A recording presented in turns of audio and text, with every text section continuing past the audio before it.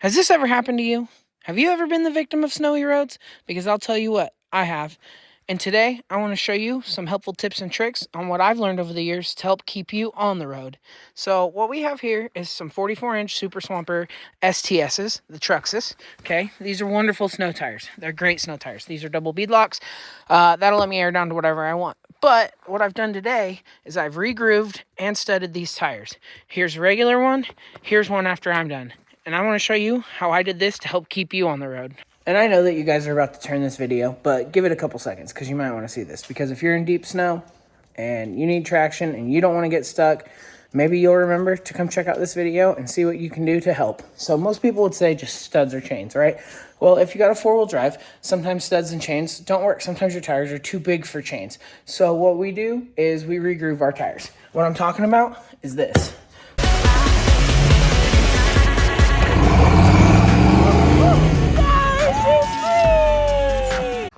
So right away, I do have a little bit of advantage in the snow. And why I have that is because I have double beadlocks. What double beadlocks do is you put an insert inside the tire. This insert right here, this has to get shoved inside the tire. You spray them with some Windex. And they really just pop right in. Then you set your tire on the outside piece. Let me demonstrate.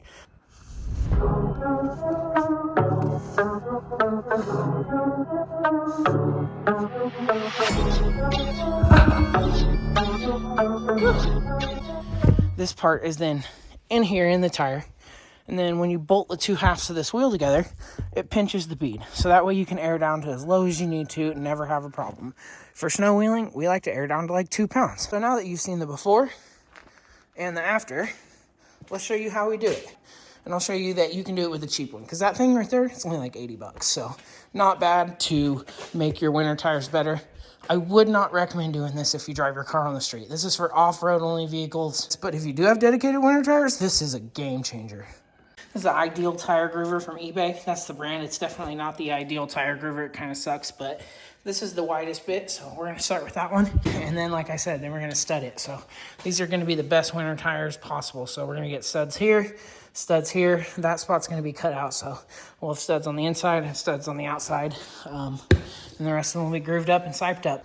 So, like I said, we're going to do the first cuts first. We're going to cut all these big grooves, then we'll trade it out and we'll remark it. All right, so grooving's going good so far, as you can see.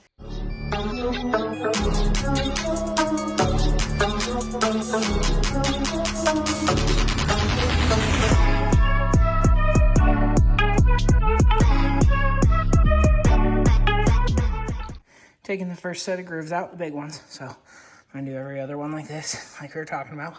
Another thing like this, gotta get all the rocks out or you'll ruin your bit. With one rock, you'll just ruin it. So make sure you get all your rocks out too, because step one is done. So here we have the wide grooves are cut through. And I know some of you are gonna say we're ruining tires, but guess what? These things are 10 years old. I only paid 150 bucks for them.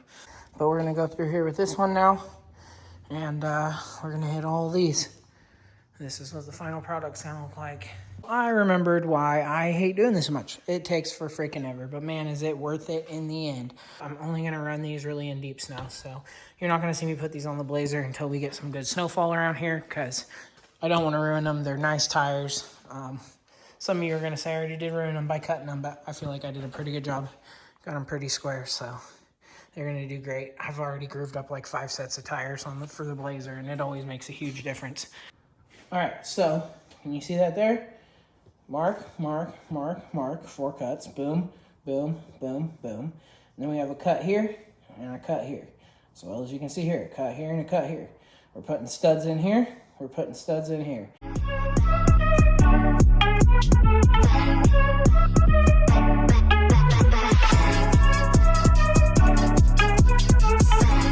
Now that they're all marked up and you guys can see, there's a lot of work that goes into grooving these. So if you don't have patience, this isn't it for you. But I do want to let you guys know, if you do want groove tires, I offer tire grooving services. I will do it. So if you can get me your tires and you're willing to leave them with me for a couple weeks, I'll do it for you. And I promise you guys, if you do this to your tires and you do it the right way, you will outwheel all of your friends. You will drive circles around your friends. Your friends will be stuck in the road. You'll be passing them in a ditch. Like, this has so much of an effect on winter tires that it just blows my mind every time. You guys can go ahead and watch me. I'll do a couple right now. I'll do the first few, and then once I start going, I'll put it on time lapse so you guys can see the rest of it. But simple as that. You push it through, and that's what you pull out. Now you have perfectly good. There's that first slot. I didn't go deeper than the tread depth. It's another thing you don't do. Don't go deeper in the tread depth, because then you have a chance of damaging the carcass of your tires.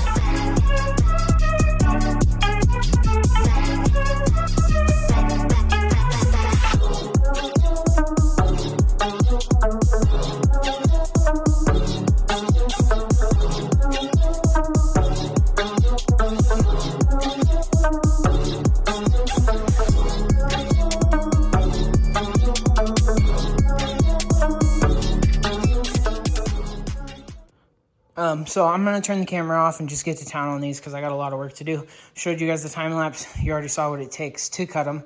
So I'm going to just go ahead and cut them all off camera because I know none of you guys want to see that. And then when I'm all done, I'll show you. But just like that, these tires are done. So you guys can get a little closer up view. So these are 16 5x9 tire or wheels. They're H1 Humvee double bead locks. And as you can see, they've been completely regrooved.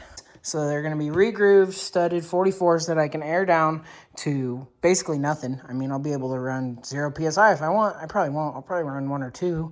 But, yeah, so there's that. Here's the pile.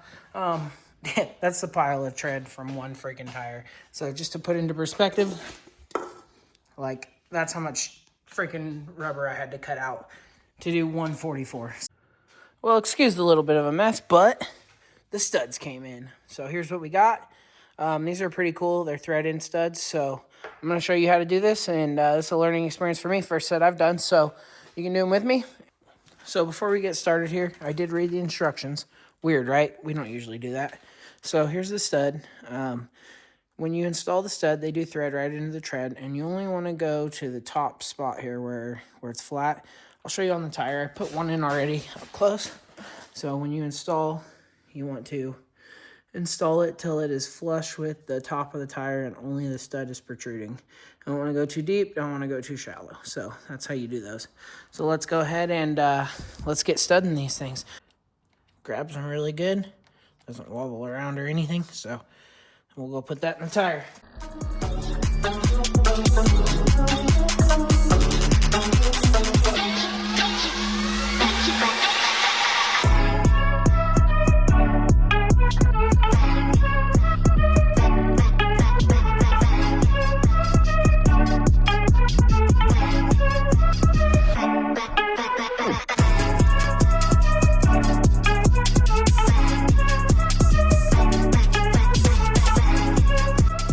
Alright, so being who I am, this is what I would do to get maximum traction in the snow and ice. If you have dedicated mud tires or you have dedicated winter tires, and you're not going to be driving them on the street all the time, I would do the regrooving like this. Get as much surface area in the tire as you can. And if you have the thickness and you have the availability, I'd stud it. I mean, you guys will see firsthand, but I think these are going to kill it up there. I think I'll be able to keep up with anybody and everybody up on the mountain this year. The Blazer honestly doesn't even look that big on 42s, but look at the freaking difference in these things. The 42s are 15 wide. The 44s are 21 wide, I believe. And they're just monsters. So I am going to do a little bit of four-wheeling in the snow this year with the 42s. Probably just go one trip, just so you guys can see how the 42s do. And honestly, I'm expecting them to just dig and bury me in the snow. And then I'll switch them out to the 44s once I've done a couple trips. And you guys can see how these 44s perform in the snow.